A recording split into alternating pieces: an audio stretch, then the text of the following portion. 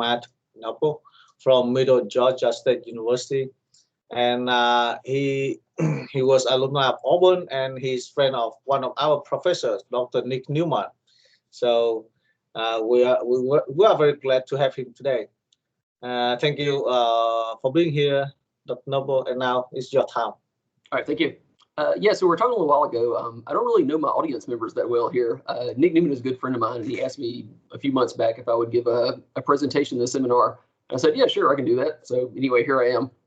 At the time, he asked me if I would present on something graph theory or combinatorically flavored. And I told him yes, but I kind of lied to him a little bit. This is going to involve a little bit of graph theory, but also some geometry, linear algebra, a few other things as well. All right. So also, I've given a number of presentations now in this virtual world we live in. So if at any point someone has a question, I would like to say, please go ahead and jump in. I think the talk will be better. Unmute yourself. Just go ahead and ask it. It will not distract me at all. I appreciate it if you do that. Okay. All right. So the central idea here we're going to talk about is the idea of what's called a Euclidean distance graph. All right. So this bit of notation right here is going to be absolutely everywhere in this presentation. So I'm going to say G of R2, comma 1. That's going to be the infinite graph whose vertex set is the plane R2. So vertices are just points in the plane, all right? And two vertices are adjacent if and only if they are Euclidean distance 1 apart, okay? So edges in this graph correspond to line segments of length 1. That's it, all right? And the sort of famous problem involving such a construct is called the chromatic number of the plane problem. And what this asks for, it asks you to find the chromatic number of this graph, okay? So in other words, we want to color the plane with a minimum number of colors, but we want to do that so that no points that are distance 1 apart or adjacent vertices in our graph, no points distance 1 apart receive the same color. All right. And typically the way they denote the answer to this question, we're using chi here to denote a chromatic number. This is the chromatic number of this graph. All right. That is the so-called chromatic number of the plane. All right. And it may surprise you if you've never seen this before, but it's known that the answer is 5, 6, or 7. Okay. And this problem's been around for about 60 years now, all right? And immediately after it was posed, the bounds of 4 up to 7 were given. And very recently, someone, Aubrey de Grey, who is a British sort of computer scientist and, I don't know, also biologist, I believe, but he was able to find a 5 chromatic graph in the plane, or a Euclidean distance graph. And this sort of shocked everybody and kind of led to, even more people involved in the subject matter. But even though we're not going to talk about coloring these graphs, I want to go ahead and just sort of say that to start out with, to maybe familiarize people with the sort of the background of what we're talking about. All right. So in general, if we have some, let's say, finite simple graph, we would call it a unit distance graph if it can be drawn as a subgraph of the graph we were just talking about. All right. So again, I'm trying to orient this graph so that its vertices are points of the plane. And again, line segments represent the edges. They have length 1. Okay. So like any good graph characterization, some graphs fit this criteria and some graphs don't. All right. So some obvious unit distance graphs, trees are of course unit distance graphs, cycles are, and something like the Peterson graph, which you might think is not a unit distance graph, but if you draw it correctly, it is. All right. So if you look at that that diagram I made, all those edges should be the same length. Okay, and we could define that to be our unit length. All right. First, there are some graphs which are not unit distance graphs. So for example, any complete graph K sub n with n being bigger than 4. If somebody asks you to find 4 points in the plane that are all distance 1 from each other, you are not going to be able to do that. All right. So that is not a unit distance graph. Okay. Well, what we said a second ago, the entirety of the plane has chromatic number 5, 6, or 7. So if you have any graph which has chromatic number 8 or more, it has no chance in the world to be a unit distance graph. And also we can look at bipartite graphs too. If I look at a complete bipartite graph with a part of size m and a part of size n, if one of those is 2 or more and the other is 3 or more, then that is not going to be a unit distance graph. Okay. And let's just look at that real fast, which is not a hard result or anything, but just kind of getting the swing of things here. So there would be the graph K23. All right. And note the way I've drawn that, even though I have drawn it, say on a flat surface here, like this PDF you're looking at, note the edges are not the same length, right? So that would not be a unit distance representation of that graph. So if I want to argue that you can't come up with such a representation, well, I can just label the vertices like that. Say one part is A1 and A2, and the other part is B1, B2, and B3. And if you're trying to draw this, well, might as well place A1 somewhere and A2 somewhere. And now there's no restriction on where they have to be, right? Because they do not have to be distance 1 apart because no edge is connecting them, right? But my other three vertices all have to be distance 1 from those. And certainly if you said, where are all the points that are equidistant from A1 and A2 at the same time, it would be this line that's a perpendicular bisector that goes through there, right? So you could go to the left on the line and find B1. You could go to the right on the line and find B2. There's no place to put B3, right? So that sort of describes why this graph K23 is not a unit distance graph, okay? So is everybody good with the terminology there? Any questions, please jump in and ask. I'll gladly help out. Okay, I'll take that as a yes. All right.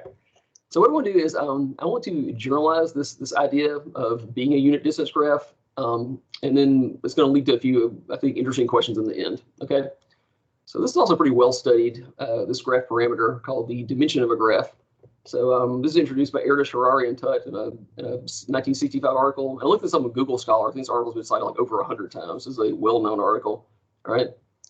So what I want to do is, for the dimension of a graph, I want to try and represent it as a unit distance graph. And if I can't do that in the plane, I want to do it in some higher dimensional space. All right. So the minimum n where that's possible is the dimension of the graph. Okay. So if I say that a graph is of dimension n, or has dim of g equal n, I'm really saying two things, right? I'm saying, number one, you can draw it as a unit distance graph in Rn, but you can't do it in Rn minus 1, right? I'm exactly pinpointing the minimum dimension where you can represent this thing as a unit distance graph, all right? This is a pretty well-known, well-studied thing, this idea of a dimension of a graph, okay? All right, so let's do an example real fast. So again, we said K23 a second ago is not a unit distance graph, meaning it is not of dimension 2 because you can't draw it in the plane. But I will tell you that it is of dimension 3. That's pretty easy to see. And I just draw it like that. Okay. And now the dotted line there doesn't represent any sort of edge or anything. I just put that to give kind of like a sort of three-dimensional sort of perspective to it, right? But again, that would be exactly your vertex A1 up top, your vertex A2 on the bottom, and the B1, B2, and B3 like that, which are adjacent to both of those. Okay. So there's a unit distance representation of K23 in R3, and the dimension of that graph is 3. Okay. All right. So what do we know about the dimension of graphs? Well, it's been determined for some graphs. For instance, complete graphs is pretty easy. That's just an n-dimensional simplex, or it's an n-1 dimensional simplex. Complete multi-part graphs are known as well, generalized wheels, various other families. But in general, there is not an efficient way of deciding this. I wrote unfortunately here. I guess really that word should be fortunately, because if there was a way, I'd probably be talking about something else right now. So anyway, there's not a way of quickly doing this. This is a difficult problem to determine the dimension of an arbitrary graph. And even to decide the yes or no question of whether some given graph is a unit distance graph, like figure out is it dimension 2 or not, just that by itself is NP-complete. So the overall problem of deciding just exactly what the dimension is, I guess that would be NP hard as a result of that. All right. So anyway, this is pretty difficult, but still, there are some interesting problems we could pose that are maybe something we can access. All right. Okay. So here's kind of a silly little observation. Why use distance 1? Why? So again, I could generalize. I could extend my notation here, and I could say that this graph begin with vertex set, the n-dimensional space, the n-dimensional real space. And instead of putting 1 here and put some d here, or just some positive real number d, whatever it is. So this is the exact same thing as before, but instead of vertices being adjacent if they're distance 1 apart, I'm going to say they're adjacent if they're distance d apart. All right. So the first thing you might say was, why would you do that? Who cares? All right. Those graphs are pretty easily just the same graph, right? If I define adjacency by using distance 1 or distance d, well, all I have to do to get from one graph to the other one, I would just scale things out by a factor of d, right? So any 2 points that used to be distance 1 apart are now distance d apart, okay? So there's not anything new if we're looking at the real space Rn. So anytime someone talks about one of these Euclidean distance graphs, if they are talking about something with vertex set Rn, they might as well just use a unit distance graph. That's why we have that, okay? But if we change our focus and say, let's not just look at vertices being points of Rn, let's try to make them restricted to some subset of Rn. Well, now interesting things happen, all right? And now the distance might matter, okay? What I want to look at is, I want to look at this idea of one of these Euclidean distance graphs, not necessarily a unit distance graph, but just having some distance to define adjacency of my vertices. And I want to define one of these things on the set of rational points, all right? So By Qn, I just mean the n-dimensional rational space. Like usually Q2 is called the rational lattice, Q3 is called the rational space, and then so on. So I just mean all the points having n coordinates, right? And each one of those coordinates are rational numbers, okay? So standard definition there, okay? And I want to set this up the same way. It's just now this is my vertex set. And again, I'm letting things be adjacent if and only if their distance d apart for whatever d I've selected, okay? All right, and here things matter, okay? So it could be that if I have two different distances, say one of them's d1 and one of them's d2, it could be that these two graphs have completely different structure, which was not the case if my set of vertices was the n-dimensional real space, Rn, like that, all right? So that's what I want to look at. I want to look at when do these things have different structure, when do they not, all right? And when can I find a subgraph of one of them that's, say, not a subgraph of the other? That's sort of the main idea of the two problems I'm going to pose in a second, okay? All right, so here's question one, all right, of two questions that are going to be given in this presentation, all right? So for which distances, d1 and d2, are these graphs just the same graph, all right? And of course, our answer might depend on the n, and of course, going to depend on the d1 and the d2 as well, right? So anyway, stare at that for a second. That's what we're going to talk about for the next, like, 10 to 20 minutes, maybe. All right, so if I'm considering one of these graphs, right, where again, my set of vertices is the rational space, Qn, and again, I'm defining adjacency by having points distance d apart be adjacent. So first of all, I might as well assume that d is actually a distance realized between these points, right? So that wasn't a consideration at all when we're talking about Rn, because give me any positive number, I can find, well, 2 points in Rn that are that distance apart. So of course, they're always realized. But if I'm thinking about like just the way the Euclidean distance formula works, if we think back to high school or middle school, I don't know when you learned that. But all I'm doing is just the sum of squares formula, right? So if I had two of these rational points, let's say P1 and P2, and I could write them like that, and suppose the distance between them is square root of R. Well, all that's saying, right, if you do x1 minus y1 and square it, and then do the difference between x2 and y2 and square it, and then do all the way up to the difference between xn and yn and square it, then that'd be what R equals to, right? So if I have some distance here, it might as well be square root of some rational number, and I want that rational number to be represented or have a possible representation as a sum of n squares, right? Or otherwise, the graph is trivial. There are no edges, okay? So let's just go ahead and say for the rest of the presentation that one of these distances d is indeed of this form, so we can avoid like trivialities where we just kind of don't want to mention that. All right. Okay. So here's a pretty easy observation.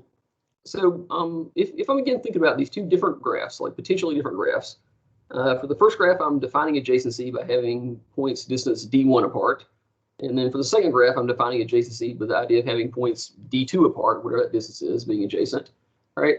Well, if I can scale by some rational factor, the two graphs are the same graph. All right. So in other words, if d1 and d2 are rational multiples of each other, again, the exact same argument that applied to Rn applies to Qn as well. Right. So for example, this first graph, Qn comma 1 is certainly isomorphic to the second graph, Qn comma 3. Right? All we do is just scale by a factor of 3. Duh, that's all you're doing, okay? And note, I'm using this symbol here to indicate two graphs are isomorphic, right? Probably should have found that, but that's what I'm using, okay? And if we had something that looks like slightly more exotic to start out with, right? If these are our two distances, well, you can just stick a 4 on the outside, right? And then we go on the inside as a 16 underneath the radical. 16 over 8 is 2, right? So again, these two distances are a rational multiple apart. So again, these two graphs will be exactly the same, right? So not too much going on there, okay? But if I look at something like this, well, if I say what gets me from square root of 2 to square root of 10, well, it's square root of 5, right? Square root of 5 is not rational. So I couldn't just say take the whole rational space and multiply it out by square root of 5. Because if I do that, then your rational points are not going to be mapped to rational points anymore, right? Because I would have a bunch of radicals in there, okay? So you might look at that and think, well, maybe some weird's going on here. Maybe these are actually not the same graph because we can't scale them out. But it turns out they still are isomorphic. They're still the same graph, okay? And I'm going to argue why that is real quick, okay? So here's what I would do. I would take 5, okay? 5 because, well, 2 times what gives me 10, that's 5. And I would express 5 as a sum of two rational squares, okay? And by that I just mean, right, 5 equals x squared plus y squared, where x and y are both rational.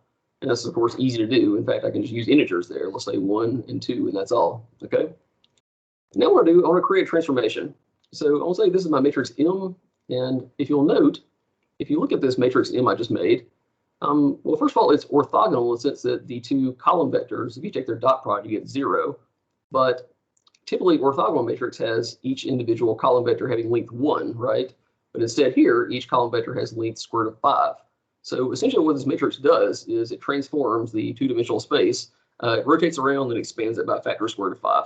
Okay, that's what it does. All right. So this wouldn't be a distance preserving transformation. It'd be a transformation that scales out distance by square root of 5, right? But that's advantageous for us because, well, my entries of my individual matrix here, this matrix M, they are rational, right?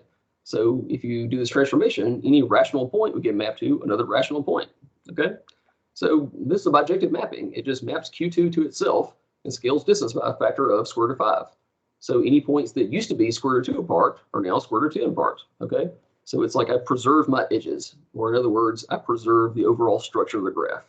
So that is telling me that these two graphs are isomorphic to each other, like that, okay? Well, that's kind of neat. You might say, well, what's up with that? 2 and 10, was there something special about those? No, not at all. It turns out this works every single time, all right? So what if I can consider 2 just sort of general graphs in Q2? So my first distance here is square root of R1, my second distance square root of R2. And again, I want R1 and R2, they had to be rational. And also for this graph to actually have some edges in there, I would want each of R1 and R2 to be able to represent that as some 2 rational squares, right? Like it is the distance between 2 points in Q2, okay? Something. In classical number theory, this idea of representing, integers as sums of squares or various quadratic forms, that was a big thing, okay? So Fermat, Euler, Lagrange, all the big names back then, they studied this intently. And one thing that you get from the work that Fermat did, well, if R1 and R2 are rational squares, they can be represented as, they can be represented as a sum of 2 rational squares. Their ratio can also be done the exact same way. It too is a sum of 2 rational squares. Just like a second ago, well, 2 was a sum of 2 squares, okay? 10 was a sum of 2 squares, and the ratio 10 divided by 2, also a sum of 2 squares. That's always the case, every single time, all right? So all I have to do is just do the same thing I just did with this matrix M a second ago, except in the general case, I would just say my rational squares, or say A and B, all right? And I would square those. I would create this matrix, and then I'm done. That's the whole thing, all right?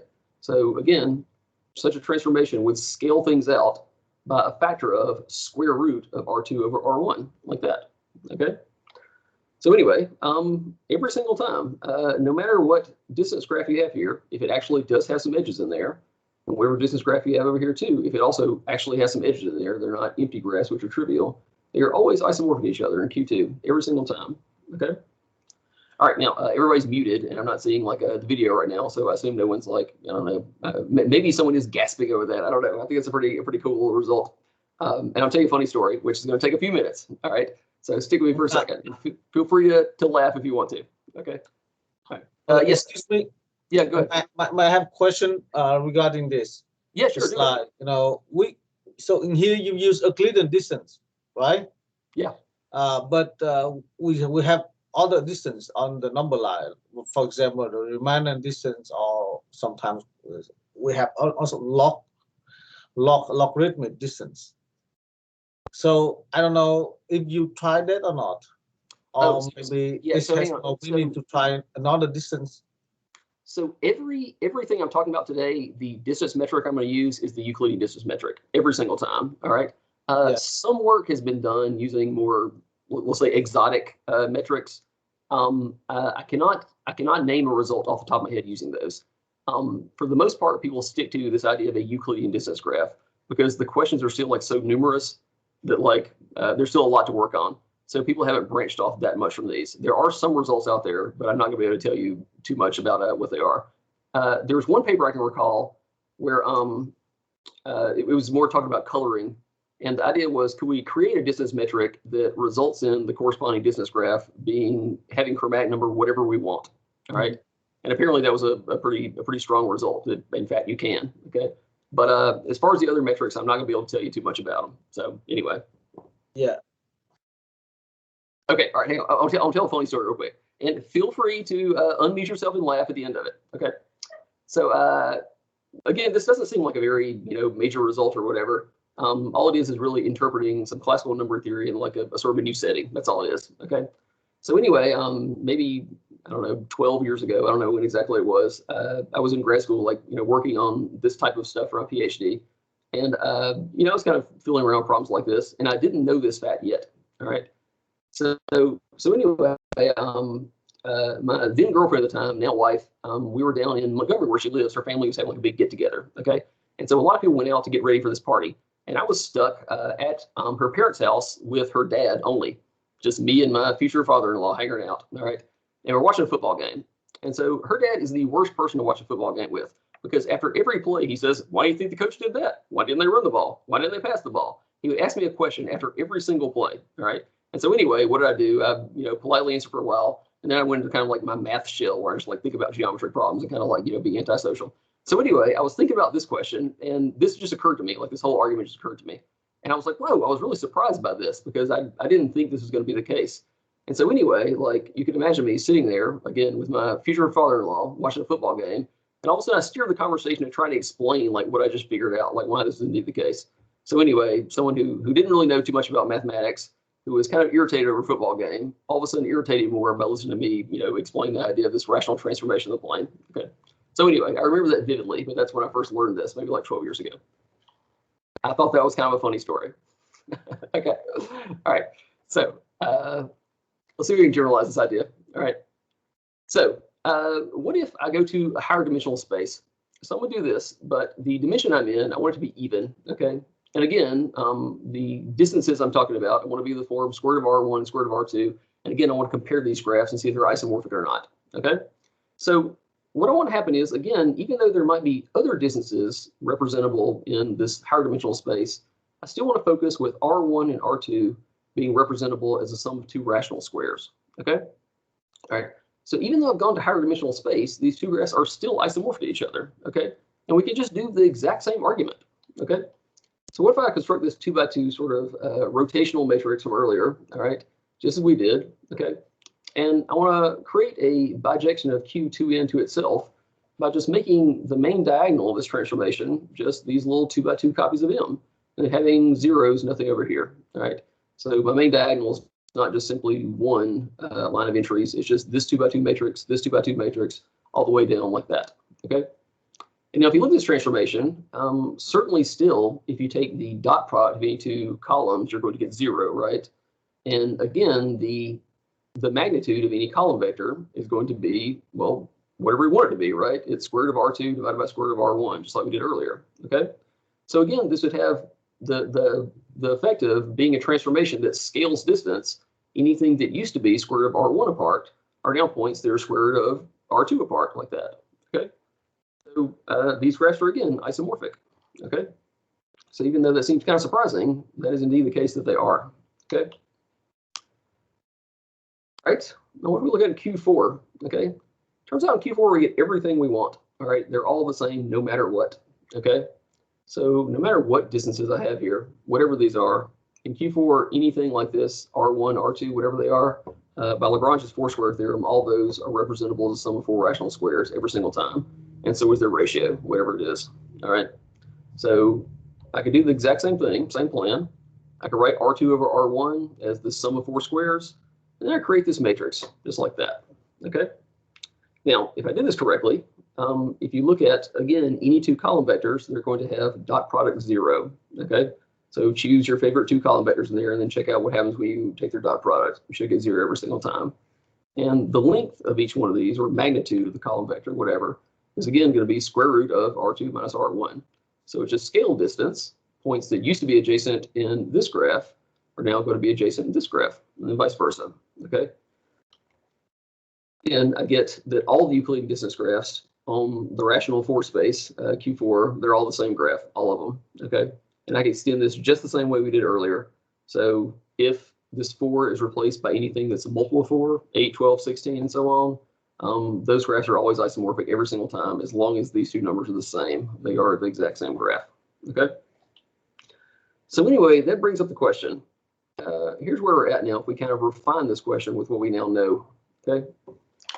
So here are the situations where I can guarantee to you that these two graphs are isomorphic to each other. Okay. Again, the first thing we said, if they're rational multiples, we handle the case of n being 1, 2, or a multiple of 4. or also if n is even and you can represent R1 and R2, even though our distance is square root of R1 and square root of R2, if you can represent R1 and R2 as the sum of two rational squares, automatically these graphs are isomorphic. They just are the same graph. Okay. But the big question is, does that ever happen in any other scenario? Could these ever be isomorphic with a situation 4 down here or situation 5, something like that? All right. So does that make sense, the question I'm asking? Are we pretty good with that? Yeah. Okay. And I'll tell you, I would bet no. That's my gut reaction. But I would certainly like to see a proof of that. Okay. Anyway, in a recent paper, I showed that the answer is no for n equal 3. Okay. So if we look back real quick, in n equal 3, well, condition 2 and condition 3 can't possibly happen, right? Because this is not even. It's not any of those. So if we have right here, again, these two distances being rational multiples of each other, they're isomorphic. If we don't have that condition, then they're not isomorphic. All right. So anyway, I proved that as a result. I found all the isomorphism classes of Euclidean distance graphs in Q3. Okay. And the proof was long, I'll be honest. It wasn't very difficult, but it had a lot of different pieces, and all of them were kind of tedious. Okay. But seems like every time we look at a question like this, we're kind of sampling a little bit from linear algebra, a little bit from number theory, maybe a little bit from geometry for another question. So maybe there's some deeper results out there that could kind of, lighten the burden a little bit, like maybe make this proof an easier proof, or better yet, extend to answer this question I just posed in complete generality. All right. And I would really like to see that. I would like to see that a lot. I think that's a good thing to work on. And also, if we were able to resolve that, that would also have a few sort of bearings on other questions too that are out there that sort of involve kind of related things too. So that seems like a really good problem for me to work on. But also, I think it's accessible. I don't think it's something that would never be resolved. All right.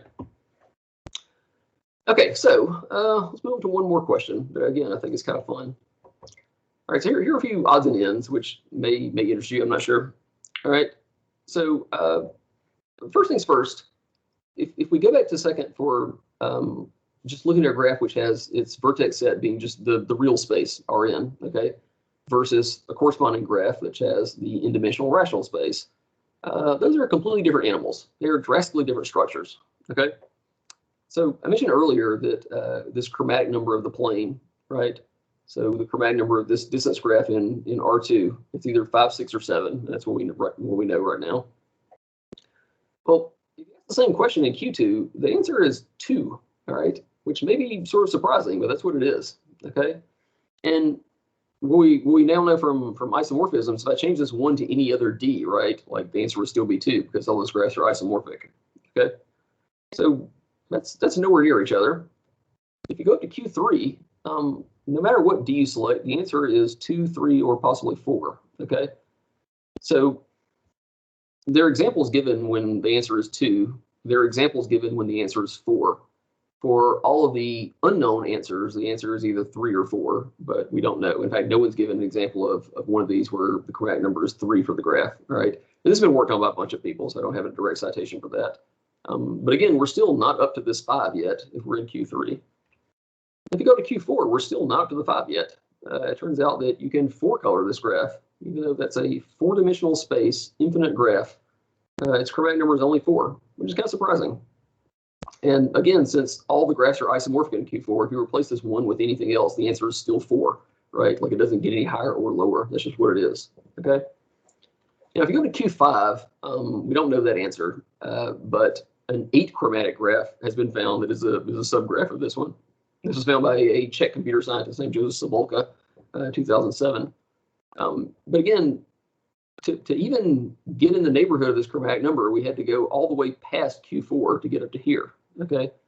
So I was kind of thinking about this, and I was thinking, well, what subgraphs would you have over here, and what subgraphs would you have over here? And how do they kind of compare to each other, okay? Now, certainly the entirety of this graph is a subgraph, the entirety of this graph, right? Because all it is just the same graph, but we restrict the vertices. That's all it is, okay? So not really much to say there. So that's not really anything. But also, if I change this 1 to any D, this would be a subgraph of this 2, right? Because we know that this graph here, with vertex at Rn, we're using 1 to define our adjacency. Well, we could have used D to define our adjacency too, right? They're all the same graph over here every single time, okay? So again, this whole thing is just a subgraph here. And I started thinking about this, and I said, could it be that this whole thing is also a subgraph of this guy? If you go down one in your n-dimensional space down to n-1 dimensional space, like I can fit the entirety of this graph easily right here. Could I fit the entirety of this graph in there as well? I don't know, maybe. Okay, but that kind of seems like an interesting question. And then the follow-up is, well, what is the answer? Does it depend on what we selected here for the n and d? Like, is it sometimes yes, sometimes no? Okay. So anyway, let's make this our second question we're going to look at for a second. Okay. So we're supposed to have some positive integer n, and my distance, this d greater than 0, is actually a distance realized between points of qn. So I said earlier that's really the only thing of interest. So let's go ahead and assume that from the get-go here. All right. And we'll phrase this question like this. I want to ask if there is a finite graph H, which is a subgraph of this thing here, but it's not a subgraph of this thing. Okay. So again, some finite graph H, and just to avoid complications, let's let it be finite. And I want H to be a subgraph of the n-dimensional rational space, but I want it not to be a subgraph of the n-1 dimensional real space. Okay, like, can we make such a thing or not? Okay, I guess you could phrase this in terms of the Arrow-Harari idea of dimension. So if I give you any graph like this, no matter what it is, again, vertex at Qn, n-dimensional rational space, and I'm defining adjacency by some d, whatever it is, can I find a subgraph of this thing which has dimension n? Okay, and again, dimension is computed in terms of trying to embed it up here in real space, right? So this is the exact same question as that one. All right. Okay, so what's the gut reaction? I bet the answer being yes. In fact, I bet pretty heavily on it. Okay, and again, what we're trying to do here, we're trying to find a subgraph of this thing right here, which has dimension n. DS, no question. Is there such a thing or is there not? And, you know, does it depend on d or whatever? Okay, so I would bet pretty heavily on this one being yes. All right.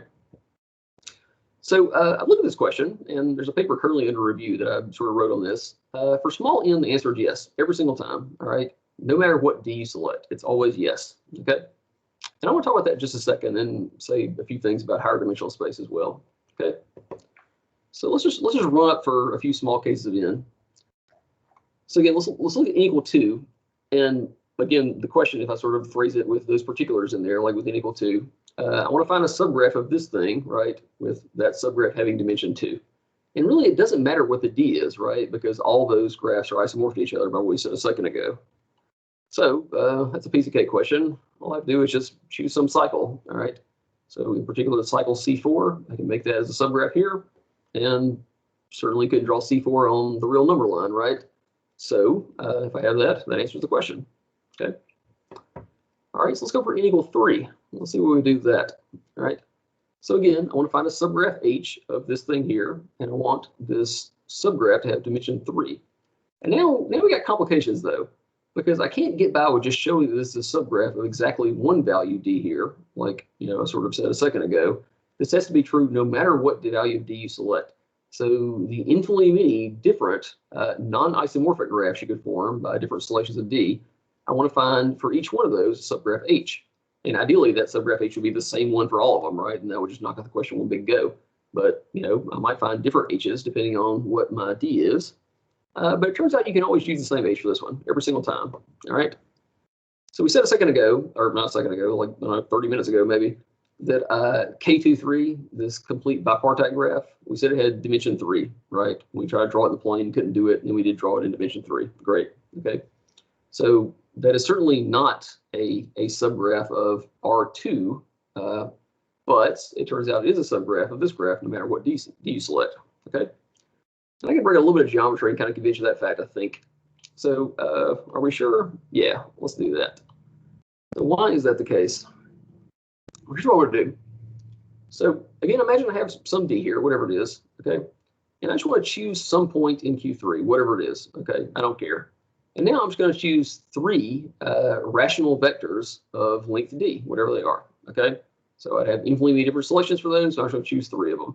So like here's one of those vectors, here's another vector, here's another vector, and I'm just going to place the points in the end wherever they are, okay? So again, it's kind of like I've placed the A1, I've already placed the B1, B2, and B3. Now I need to argue that there's an A2 to complete this embedding, right? To show this, in fact, a subgraph of this thing, okay? So all I'm going to do is I'm I'm just going to add a little more perspective on this. I'm just going to extend this into a circle, okay? So if you have any three non-collinear points sitting around, there's always one circle that contains those 3 points every single time, okay?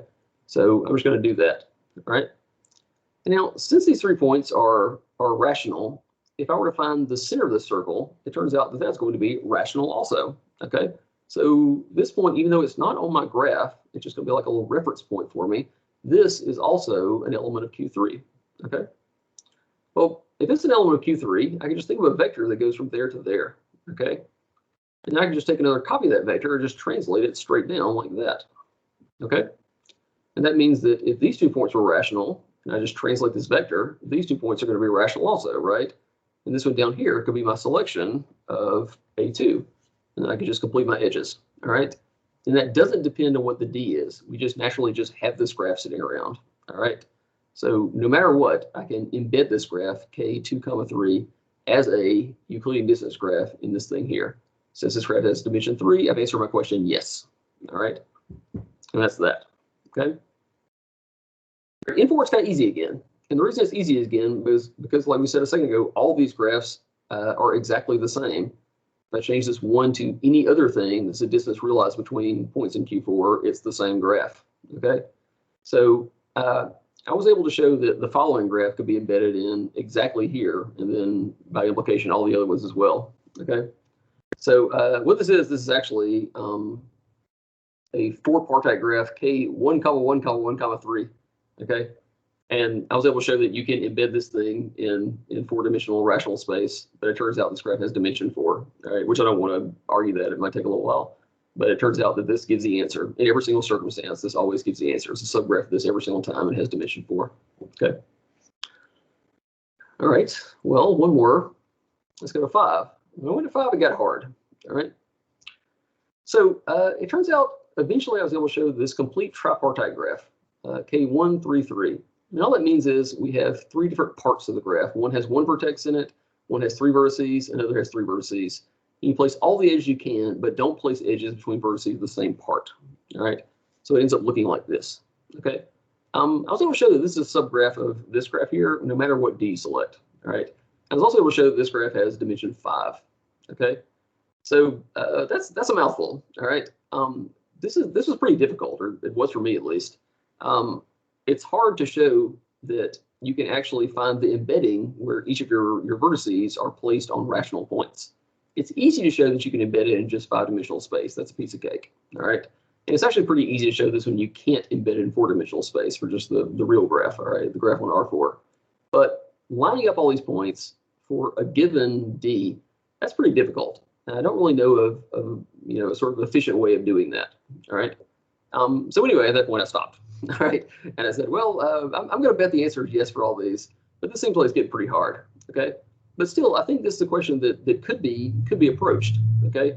It just needs maybe a few more innovations, maybe in the graphs that you're trying to embed here, and also the way of checking to decide if we do have an embedding which results in all these vertices being rational, like that, all right? If we revisit question 2 now, if we go for n being 6 or more, all right, and again, I want to choose some distance d, okay, that's realized between points of Qn. Can we find a subgraph of this thing which has dimension n? It looks like we can always, but again, I would like to see a somewhat more sophisticated way than what I dealt with, like a more efficient way of handling this problem. But that seems like a very accessible problem. I think that is something that could be resolved, maybe with a little bit of ingenuity. All right. Okay, and the last thing, the examples I just gave, the graph that I embedded here, the h was always the same every single time. The way I originally phrased the question, you didn't have to have the same h every single time. So maybe if you curated what h you're putting in here, maybe you could design a graph h that could easily be put in here in terms of where the d is, like that. I guess you don't have to use the same graph h every single time, but maybe that is the easiest way to go. Maybe just try and find a graph h that works for every single one of them. All right. Okay, so anyway, I think that's answered your question. Thank you for your time. Yeah, thank you very much for interesting talk. Do you have any questions for our speaker? I would love questions. I would happily try to answer them. Yeah. I don't hear anything, but I have a little comment regarding the distance. Yeah. It seems like, if you change the distance, two graphs might be isomorphic with respect to one distance, but might not be isomorphic with respect to the other distance. Is it right? Absolutely true. That could definitely be the case. Yeah. So, yeah, it's difficult. Yes. Yeah. When you change the distance, because Euclidean distance is quite, I would say, is simple. That is simplest case we know. But at the same time, we may change. We may have a lot of distance.